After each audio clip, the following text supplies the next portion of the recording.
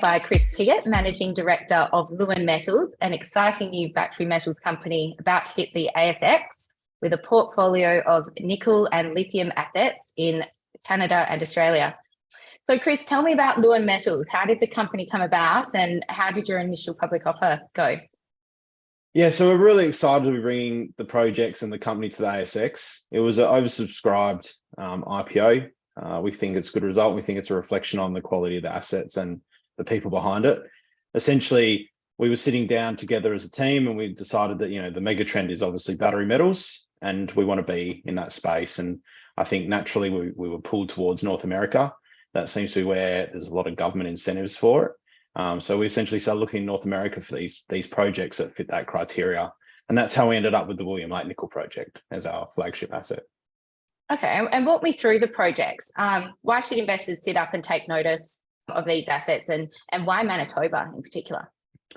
Yeah, so Manitoba is obviously a bit of an unknown jurisdiction to a lot of investors, but what is in Manitoba is the Thompson Nickel Belt. It's a world-class nickel belt. It's the 5th largest producing nickel belt on the planet, 2nd largest in Canada. So it's a really fertile, great geological province to be in. On top of that, they've got a lot of hydroelectricity that actually runs through our property. There's railway systems, there's good roads, there's a port to the north. So from that point of view, it ticks a lot of boxes when you're looking at projects like this, just from an infrastructure point of view. And then on top of that, when we started looking at the projects there and the William Lake project specifically, we're really drawn into the grade and scale that we see there. We think the William Lake project, it was drilled by Falcon Bridge back in the early 90s and the mid 2000s. And what we saw in the data was a large scale system with good grade intercepts there already. And we felt that as a junior, we could go in there and really unravel the geological story there, targeting the high grade component of the system. And what about GenPeg, the lithium project that you have? Can you tell us a bit about that? So that's a really nice complementary project we have. It's a couple hours away from the William Lake project, so in the same neighborhood, all the same types of things, close to infrastructure, things like that. So it's really helpful to have that project at our doorstep, more or less. But what the process behind that project was, we did a bit of a review for lithium last year, going, we're in Manitoba, we've got a bit of a first mover advantage here. Let's go and check out what is in this space available for lithium. And what we ended up finding was this project, the GenPeg project, where it was drilled in the early 80s by Tanco. They drilled 23 drill holes, 2,500 meters. They drilled tin tantalum bearing pegmatites, but they didn't assay for lithium. So what we've got there is, we know we've got LCT type pegmatites, we've got visible spodumene logged, just no lithium assay. So we've been able to peg that to over 600 square kilometers through internal project generation. So it's a really exciting earlier stage greenfield lithium project that we feel has significant scale that we just need to kind of unravel and see where the picture goes with that. I understand you were coming to market with the backing of a significant cornerstone investor. Yes, we're very pleased to have Glencore as a shareholder. They own about 9.97% of the company post-listing. And that's the result of the historical project being the ex-Falcon Bridge project. And we started talking to them and having discussions around the project. And essentially, we were able to bring them on board to create a better outcome on a project level.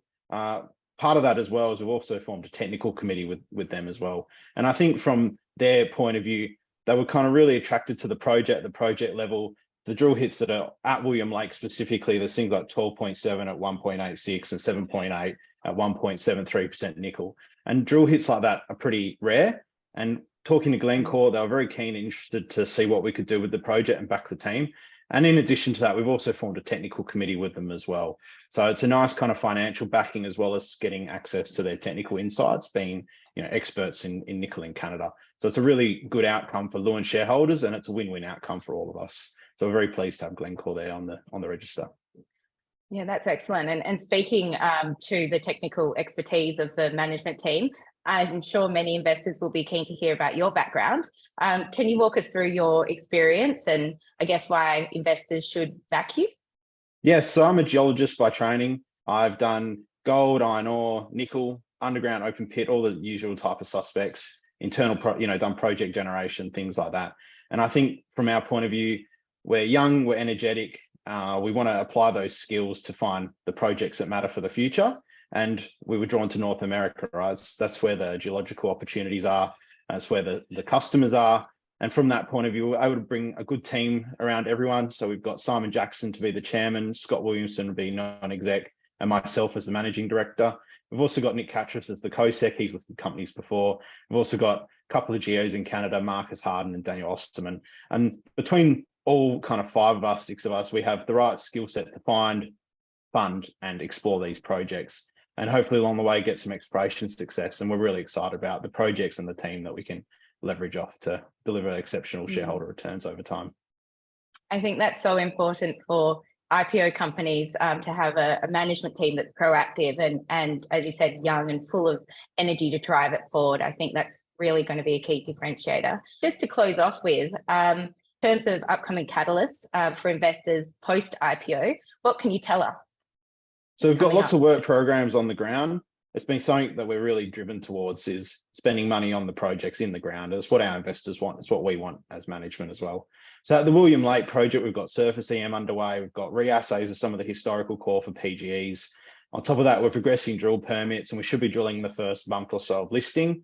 And out there, once we get drilling, we'll be able to drill these high grade component of the system, as well as doing downhole EM along the way. And that, I think over time, that'll develop its own life and get its own momentum behind it. And we'll start following up results as we generate these things over time. In addition to that, we've got our GenPeg lithium project where we're reassaying 2 of the holes there. Come the summer months as well, we'll be out there doing field mapping, channel sampling, rock chipping, and just developing up a bigger picture and kind of figuring out where we want to drill test. And on top of that, we'll be working towards progressing the drill permits and getting the tenure to grant as well.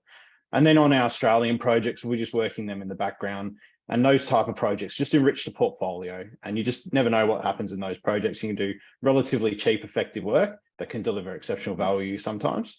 And we just have them on in the background, but we're definitely focused on our projects in Manitoba, with most of the money being spent at the William Lake project. Yeah, very busy timeline ahead for you. Look forward to following your progress, and thanks very much for your time today, Chris. Yeah, thank you very much, Dannika.